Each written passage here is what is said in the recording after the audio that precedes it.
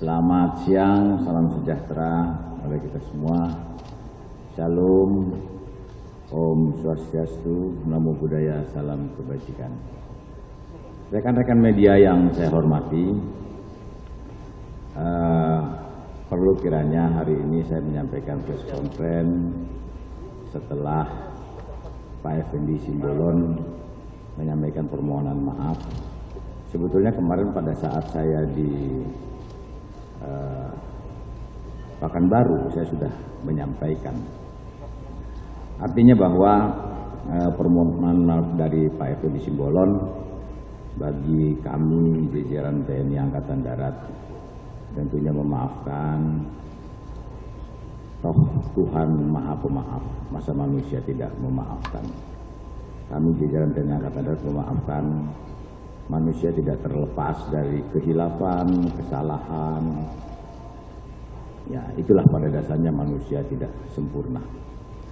Namun tentunya ini menjadi pelajaran bagi kita semua untuk tidak mudah menyampaikan pendapat ataupun perkataan yang tidak didasari dengan data dan fakta yang akurat sehingga berakibat kepada tidak baik pada TNI.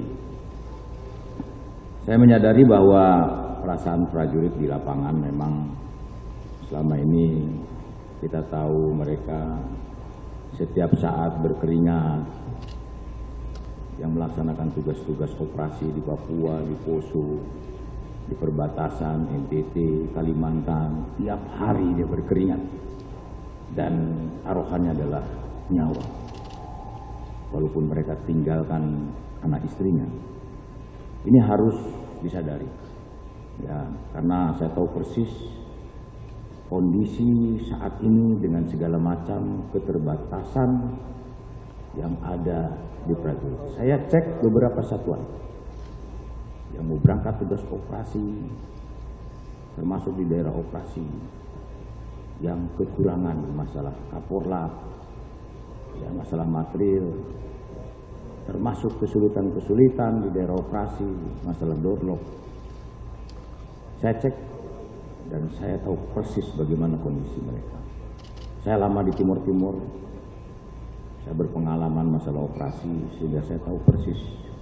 Nah, hal inilah yang kemudian mengakibatkan mereka mendengar berita seperti kemarin. Wajar-wajar saja kalau seorang prajurit menyampaikan ungkapan penyesalan, keprihatinan. Tapi yakin bahwa saat ini tugas-tugas TNI Angkatan Darat sesuai dengan perintah Presiden Republik Indonesia kepada saya menitipkan dua hal. Pak Dudung sebagai Kepala Staf Angkatan Darat, yang pertama bantu pemerintah daerah. Pasca COVID-19 banyak terdampak masalah ekonomi, yang kena PHK dan sebagainya. Oleh karenanya, tingkatkan ketahanan pangan. Lahan-lahan tidur yang ada di wilayah TNI Angkatan Darat, yang punya TNI Angkatan Darat, bisa dimanfaatkan dan hasilnya untuk masyarakat. Kemudian di beberapa daerah kita melakukan program air bersih, atau lebih terkenal lagi manunggal air. Di beberapa daerah sudah hampir 700 titik, khususnya di wilayah NTT. Sampai ada gubernur menyampaikan di Nusa Tenggara Timur Selatan, menyampaikan selama dunia ini ada, belum pernah ada air sampai ke atas. Yang selama ini panen hanya tahun satu kali, itu pun di pekarangan. Sekarang sudah ratusan hektar air itu bisa mengalir dan 3 kali panen dalam setahun. Dan itu hasilnya untuk rakyat. Begitu juga program stunting. Saya sebagai Bapak Asuh Stunting yang kemudian saya sampaikan kepada Pangdam, Danrem, sampai dan Ramil untuk menjadi orang tua asuh stunting dan memonitor bagaimana di lapangan Mereka mengecek apakah jatah yang disampaikan kepada anak-anak stunting ini sampai atau tidak. Bahkan kita memberikan tambahan-tambahan dengan upaya-upaya kita. Program ketahanan pangan, program air bersih atau manunggal air, program food estate untuk membantu pemerintah. Di Angkatan Darat tidak ada anggarannya. Tetapi TNI Angkatan Darat berbagai macam upaya, berbagai macam dia lakukan untuk kesejahteraan rakyat, membantu pemerintah untuk mengantisipasi ketahanan. Ini sering disampaikan oleh Presiden Republik Indonesia dan kita loyal penuh, tegak lurus. Beliau sebagai Panglima tertinggi di Republik ini. Inilah prajurit-prajurit kita di lapangan. Kalau sekilas Anda bisa lihat videonya, begitu mengharukan masyarakat keterlibatan mereka. Dan saya sampaikan, TNI Angkatan Darat harus hadir di tengah-tengah kesulitan rakyat, apapun kesulitannya, dan harus menjadi solusi. Kemudian pada kesempatan ini juga saya sampaikan bahwa TNI Angkatan Darat sekarang solid. Nah, pada umumnya TNI tidak ada hal-hal yang memprihatinkan, tidak ada. Ya, saya baru pulang dari Pekanbaru. Ya, ada isu kalau saya dengan Panglima TNI ada perbedaan pendapat dan sebagainya, itu biasa.